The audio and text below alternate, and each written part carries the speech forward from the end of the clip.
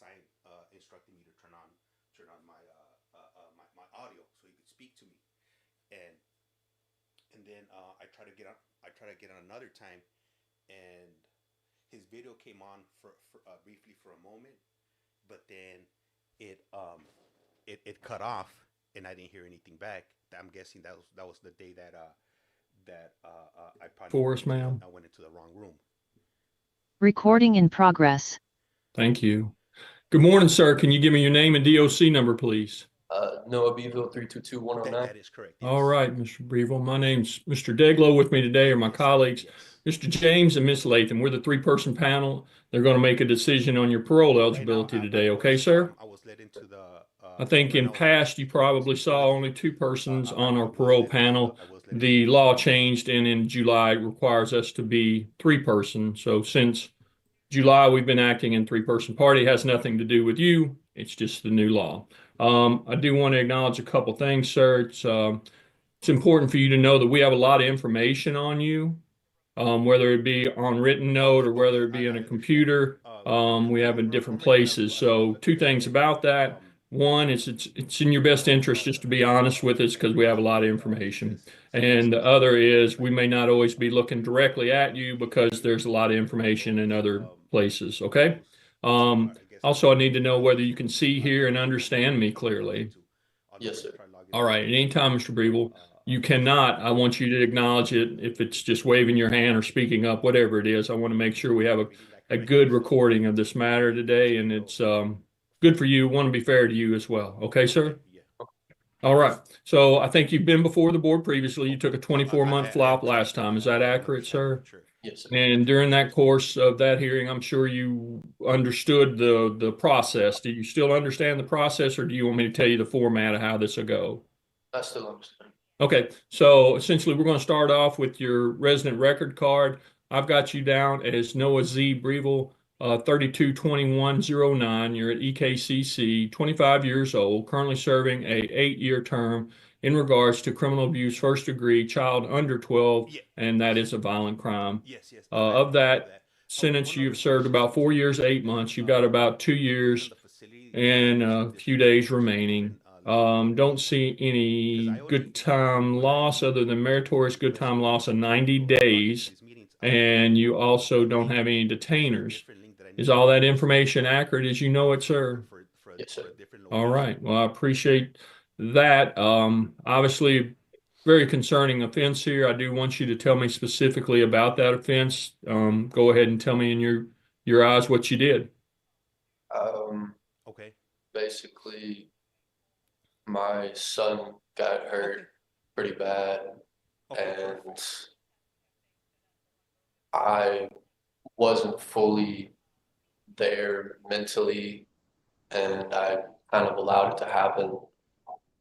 I took the blame for it myself because I physically made myself believe that I did it.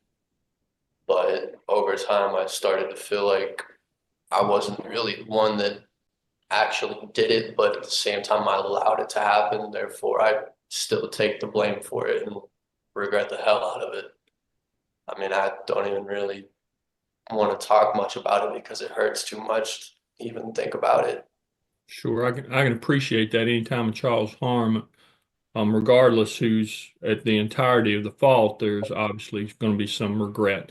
But I do want to clarify a couple things. You noted that initially you took the responsibility that you harmed the child, and at this point you're saying you didn't harm the child, but you should have protected the child enough where the child did not get harmed? So, okay. You do know that's a little bit indifferent as to what your pre-sentence report says, right? yes, sir. Then the pre-sentence report indicates that you were the one that inflicted the physical trauma and the injury to the child, correct? Okay, Mr. Breville, that is a huge difference, okay? And I want to make sure before I go forward with my understanding, your contention is you never abused this child physically, you never harmed this child, you never dropped this child, never spanked this child too hard. The injuries that occurred were not as a result of you being physical with this child. Your indication is that someone else did these injuries to this child you should have been the parent and protected the child from these injuries. Am I accurate? I dropped him once, but that was way prior to the injuries. Okay, so and not the cause of what was found at the hospital, right? There's broken leg, is that right? I think so. Okay. So who hurt this child? I believe that it was the mother of my child, her mother. She got drunk and belligerent one night, tried fighting me, tried fighting her.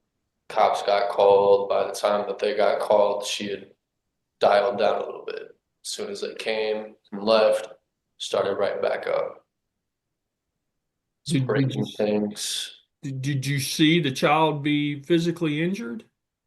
No, but he got locked in the house while me and the mother of my child got locked out while we was on the phone with the cops the second time. It was after that night that he started acting different, didn't want to put much pressure on his legs, just wasn't acting right. Me, where I've never been a father, I just initially thought maybe he's just got growing pains or something. Yeah.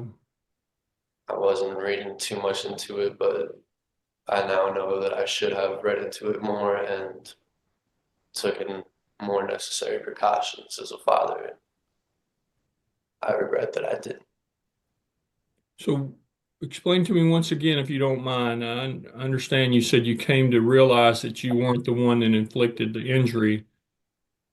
If that's the case, what, and you said that physically you thought at the time you did do it,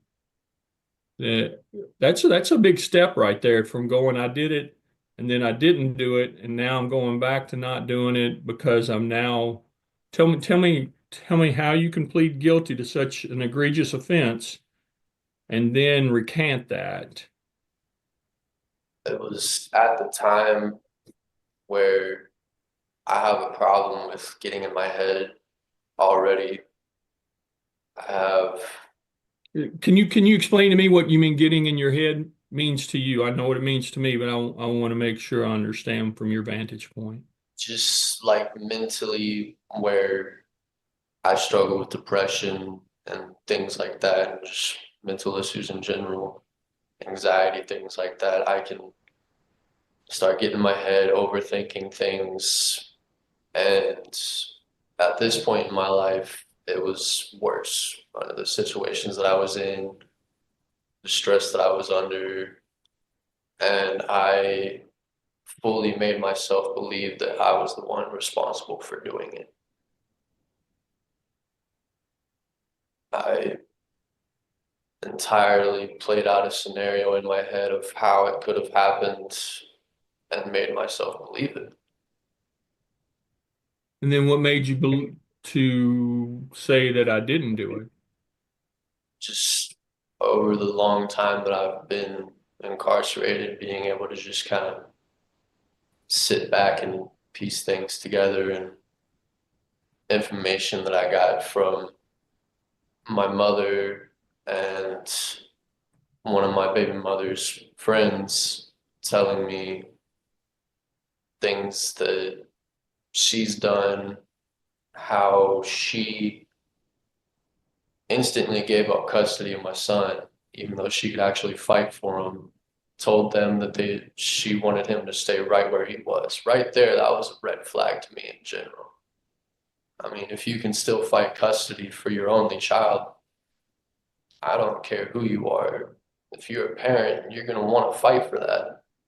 But to give up custody that easily and say you want your only child to stay right where he is, I mean, that's a bit fishy to me.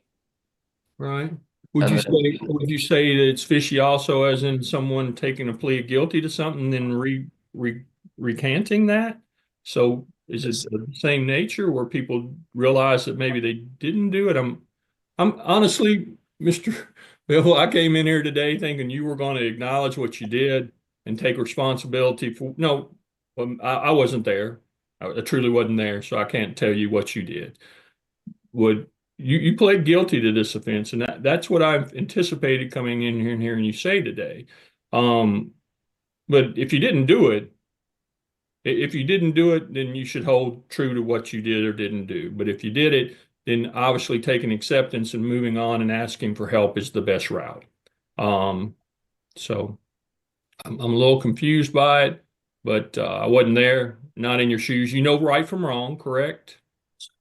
All I right. mean, either way, I still take full responsibility for it because I allowed it to happen. Okay. I wasn't the father that I should be, and I see that. And I do want to better myself. I've been working on bettering myself. I mean, that's all I want. And I want the best for my son. Right. I know that he's doing way better. He's probably living way better. I mean, I wasn't able to be there for him the way that I should have been. Who has the child at this point? I believe he's in foster care, I think, where I lost full parental rights and she gave up custody.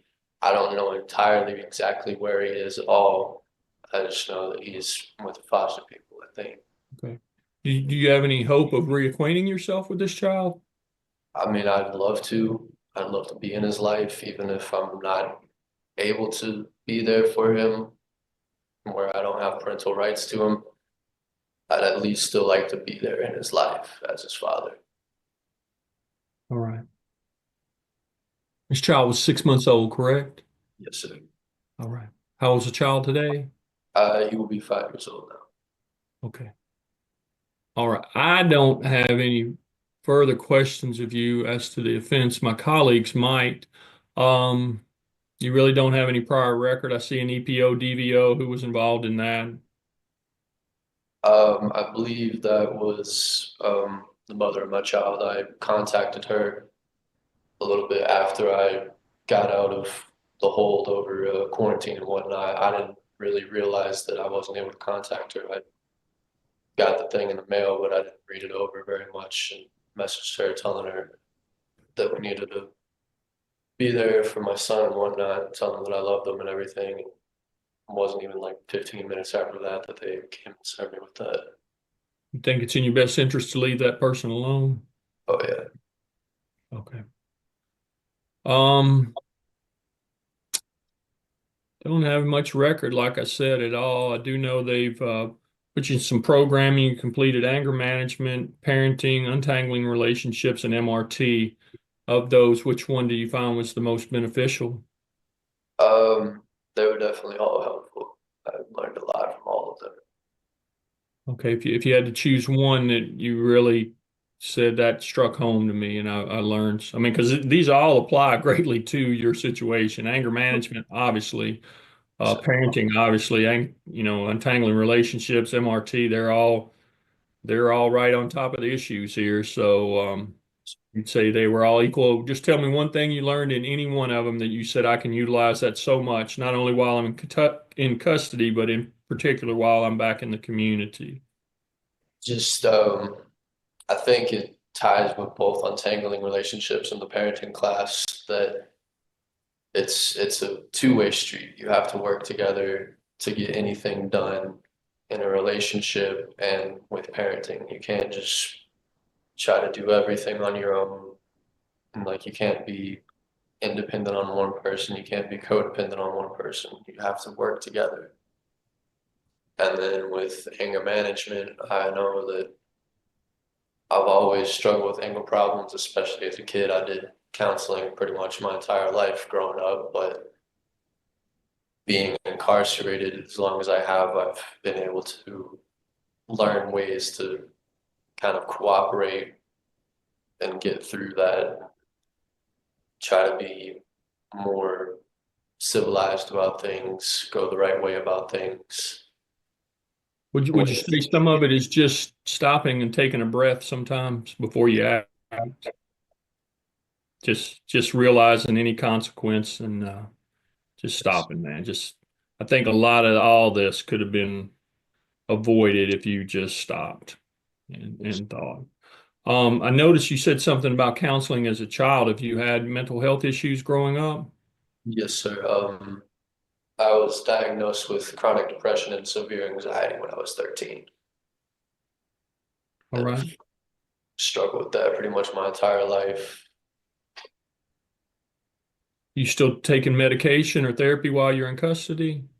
I was taking medication, and the medication I was on wasn't entirely a good medication. It's a mood stabilizer, and where the medication expired, kept trying to go and renew the subscription, but either they weren't there or I got there too late.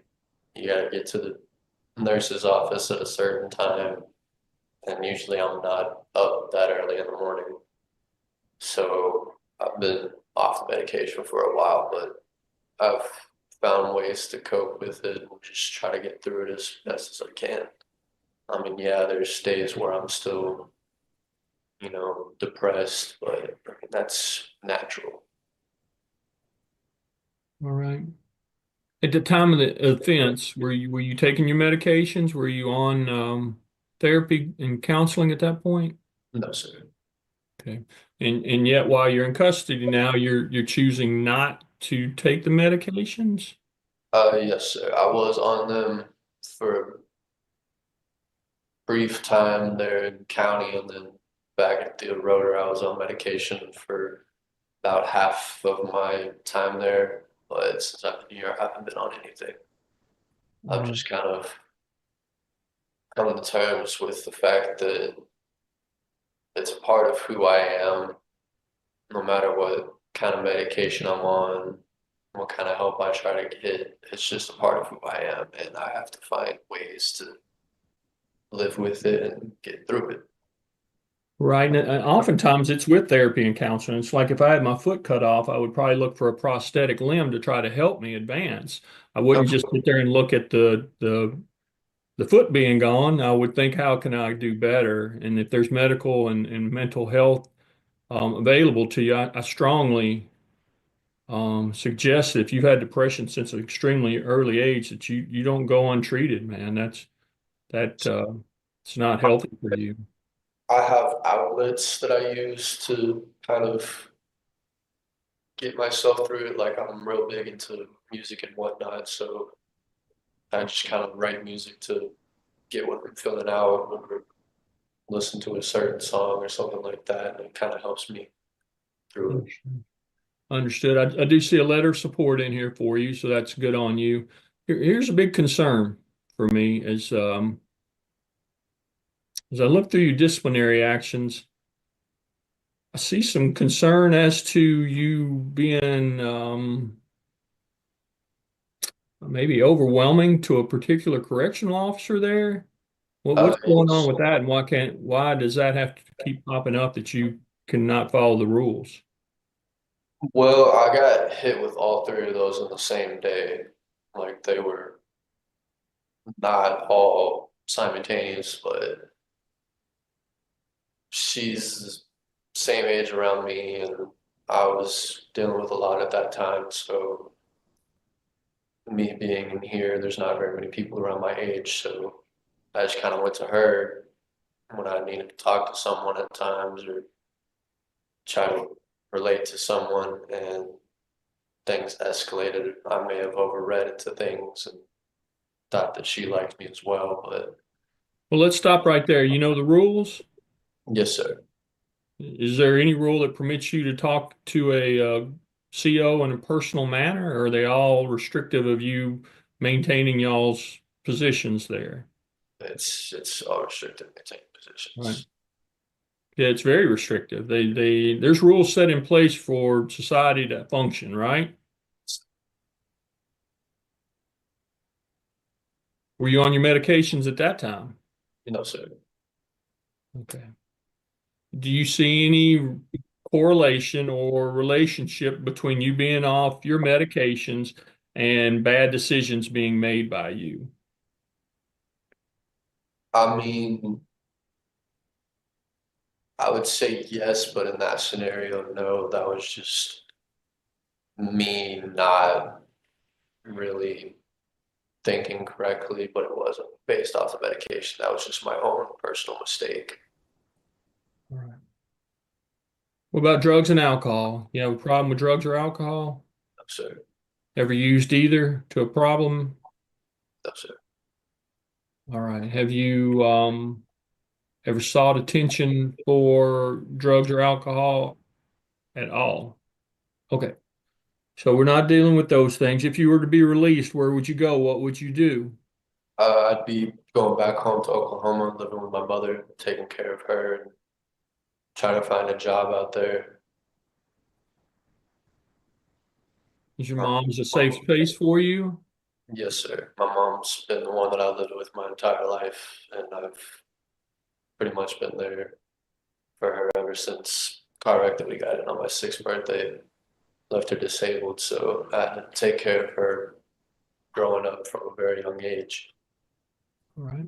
How about opportunities to work? What can you do, man? What are your skills? I mean, I pick up on things very fast, so I'm just looking for anything. Honestly, I'm ready to get out there and get a job. Like, I've been waiting. I've tried getting a job since I've been here, and they will not hire me for anything. I don't know if it's just that it's that difficult to get a job here at Eastern or what it is. Have you processed your request to transfer to Oklahoma yet? Yes, I put that down as my home placement. I'm not sure if it was accepted or not, but the first 2 times that I went up for parole, it was accepted.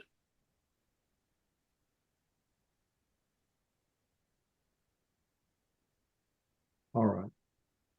I don't see anything else. I do commend you for getting those programs done. They're right on purpose in your case, so I appreciate that. I don't see anything else I want to talk to you about necessarily. Maybe my colleagues might. Miss Lathan, anything, ma'am? Good morning, sir. Good morning, ma'am. Can you see and hear me? Yes, ma'am. I do want to go back and talk a little bit about your mental health. Have you ever been diagnosed as being bipolar?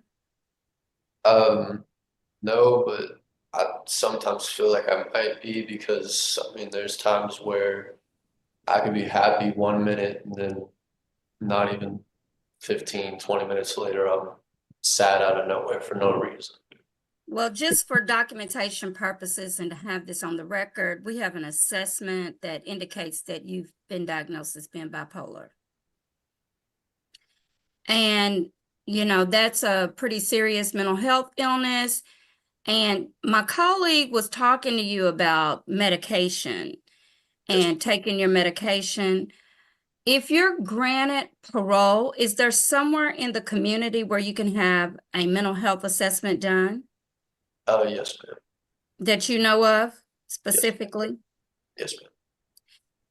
Are you willing to have an assessment done and follow those recommendations if you're granted parole supervision, sir? Yes, ma'am. All right. Well, I just wanted to ask you those things because that's pretty challenging to have to deal with. I understand that. But sometimes when we have things going on with our mental health, it causes us to react different and our behavior to be different. And I wanted to make sure that you understand the significance of making sure that your mental health is taken care of.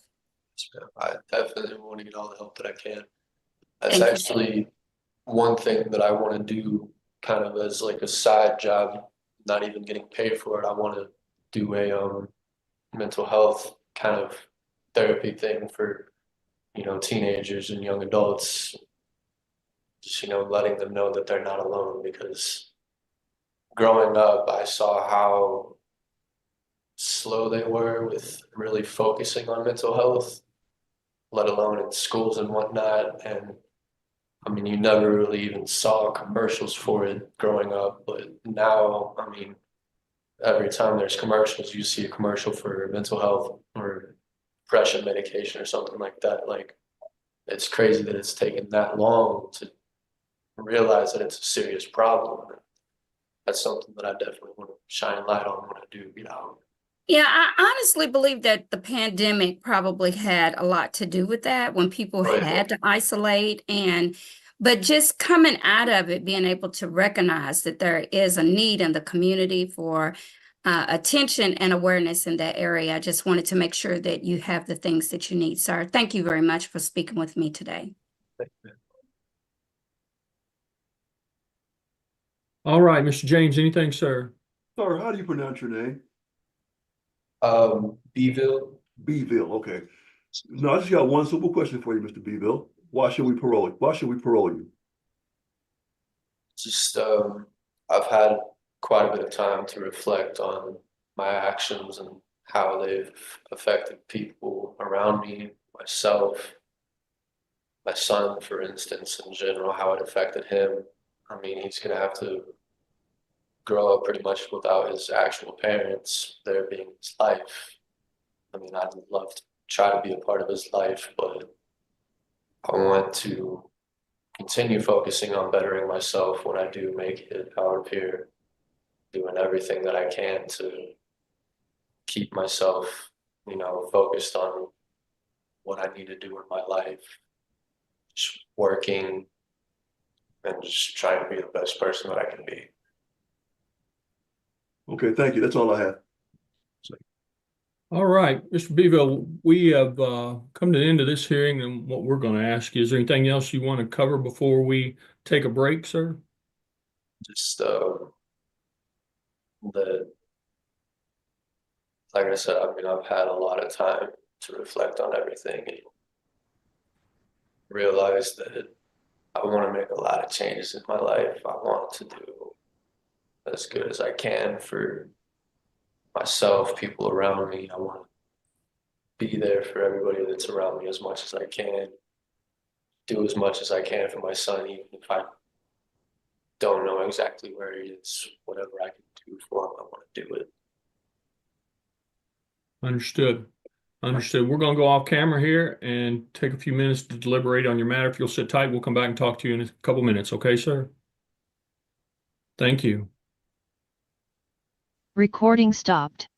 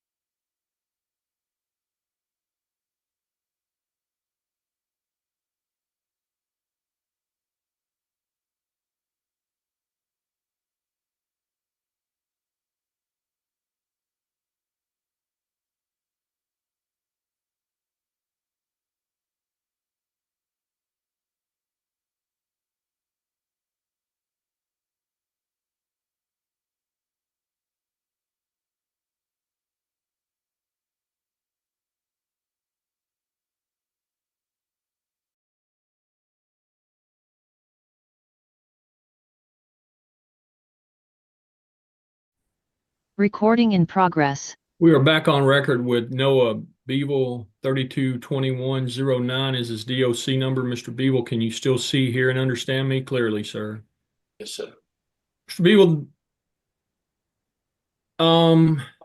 you've done a lot. You've done a lot of good programming. You've done a lot of advancements. One of the things that I think you're not considering to the full extent is your mental health.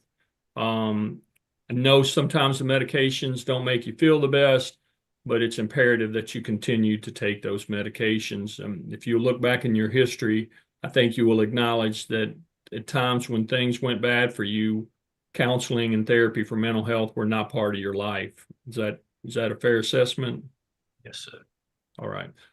Here's what we're going to do. We are going to parole you. Okay. Quick check on that. At this point, while you're at EKCC, I would tell no one except your case manager, your planner, that you got parole. Else, sometimes folks get bullied or picked on as they're going out the door. So Yes, sir. I would keep that on the low. So you're going to. I'll have to be staying here at least in Kentucky for a while before I can get the interstate compact done, right? Well, it depends how fast they work. If it's not been approved, they're not going to let you go out there until it's approved. So you're exactly right. So you need to get with your case planner, manager stuff today and try to get that expedited. Okay. Thank you, sir. So you probably have to talk to her about the options in interim. Could be a halfway house facility. Could be a matter of trying to get these things expedited. We're not making an order as to that where you stay. It's going to be approved by the PO. We're not mandating any particular facility. Okay. Okay, but we are mandating that you have no contact with the victim's families while you're on parole. Okay, that means don't think it's okay to check in on the child. Don't think it's okay to check in on the mother of the child. Don't think it's okay to check in on the foster parents. That all that stuff is not approved. You're anything that you have in direct or indirect attempt to contact that child or the family of that child has to be approved in advance by your PO. At this point, I'm not trying to get you to forget your child by any means. You need to be extremely cautious in how you proceed with anything directed toward your child, other than thinking positive thoughts and potentially praying for his betterment.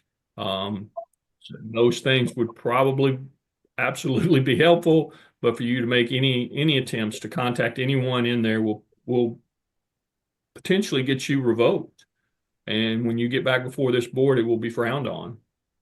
Yes, sir. All right. I want to make sure that there's no alcohol use by you. I did not see that necessarily as a problem, but consistently folks take alcohol, lose their inhibitions, and decision making is oftentimes negative when people are on alcohol, so no alcohol for you. You must complete any programs deemed necessary by the Division of Probation and Parole. If your parole officer says, hey, I think you need to take this program and can help you in this way, you should expect that's also the support of the probation or the parole board as to that happening. So you need to do it if your PO tells you to do it. You must seek mental health assessment in the community and follow all the recommendations. So that's pretty evident that you need help there. You need to do it well past the parole that you're going to be on. This is for your lifetime benefit. Get it established before you get to wherever you're going. Start making those contacts now for an easy transition. Don't wait until the day of you hit the street and go, oh my God, I don't know what to do. Then you're 4 days late on your meds. Then you get in a rush and things speed up and you're overwhelmed quickly. So get those plans in place now and follow all the directives of whoever is doing the assessing of that. Your PO will help you with that as well. You also must enter and complete MRT trauma or a similar program if transferred to another state.